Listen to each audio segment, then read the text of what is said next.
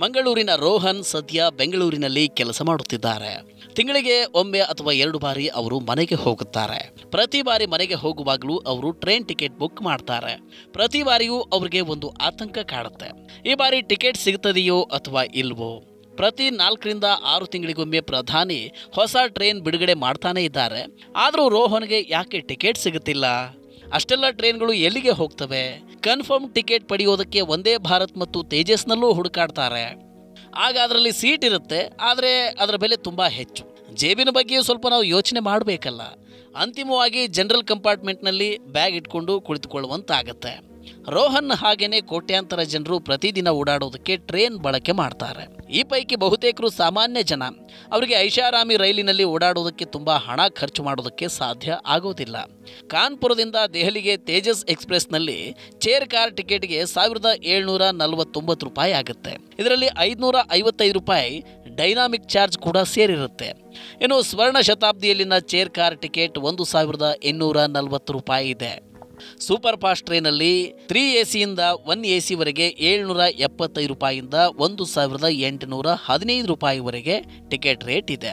Tejas chair ಕಾರ್ನ ದರ ಶತಾಬ್ದಿಗಿಂತ 509 ರೂಪಾಯಿ ಹೆಚ್ಚು. ಇನ್ನು ಸೂಪರ್ ಫಾಸ್ಟ್ 3 AC ಮತ್ತು 2 AC ಸೀಟ್ಗೆ 974 ರೂಪಾಯಿ ಮತ್ತು 650 ರೂಪಾಯಿ ಹೆಚ್ಚಾಗುತ್ತೆ. ಫೆಬ್ರವರಿ 1ಕ್ಕೆ ಮಧ್ಯಂತರ ಬಜೆಟ್ ಮಂಡನೆ ಆಗುತ್ತೆ. ಇದು ಎಲೆಕ್ಷನ್ ಬಜೆಟ್. ಏಪ್ರಿಲ್ ಮೇನಲ್ಲಿ ಎಲೆಕ್ಷನ್ ನಡೆಯುತ್ತೆ. ಹೀಗಾಗಿ ರೋಹನ್ನಂತಹ ಲಕ್ಷಾಂತರ ಜನ ಬಜೆಟ್ ಅನ್ನ ಆಸೆಯ ಕಣ್ಣುಗಳಿಂದ ನೋಡುತ್ತಿದ್ದಾರೆ. ಮಧ್ಯಂತರ ಬಜೆಟ್ನಿಂದ ರೋಹನ್ಗೆ ಬೇಕಿರುವ ಮೊದಲ ಗ್ಯಾರಂಟಿ ಅಂದರೆ ವಂದೇ ಭಾರತ್ ಮತ್ತು ತೇಜಸ್ನಂತಹ ಪ್ರೀಮಿಯಂ ಟ್ರೈನ್ಗಳ ಟಿಕೆಟ್ ಬೆಲೆ ಇಳಿಕೆ ಮಾಡೋದು. ಇದರಿಂದಾಗಿ ಸಾಮಾನ್ಯ ಜನರು ಕೂಡ ಪ್ರಯಾಣವನ್ನ ಮಾಡಬಹುದು. ಇದು ಸಾಧ್ಯವಿಲ್ಲ. ಎರಡನೆಯ ಗ್ಯಾರಂಟಿಯಾಗಿ ಬ್ಯೂಸಿ ರೂಟ್ಗಳಲ್ಲಿ ಸೂಪರ್ ಫಾಸ್ಟ್ ಟ್ರೈನ್ಗಳ ಫ್ರೀಕ್ವೆನ್ಸಿಯನ್ನ ಹೆಚ್ಚು ಮಾಡಬೇಕು. ಆಗ ವಾರಾಂತ್ಯ ಮತ್ತು ಹಬ್ಬದ ಸೀಸನ್ನಲ್ಲಿ ಹೆಚ್ಚು ಜನರು ಪ್ರಯಾಣವನ್ನ ಮಾಡಬಹುದು. ಇನ್ನು ಟ್ರೈನ್ನಲ್ಲಿ ಆಹಾರದ ಗುಣಮಟ್ಟದ ಬಗ್ಗೆಯೂ ಜನರು ದೂರುತ್ತಿದ್ದಾರೆ. 1 ವರ್ಷದ ಹಿಂದೆ ಟ್ವಿಟರ್ನಲ್ಲಿ ಭೂಮಿಕಾ ಎಂಬ ಮಹಿಳೆ IRCTCಗೆ ದೂರು ನೀಡಿದ್ರು.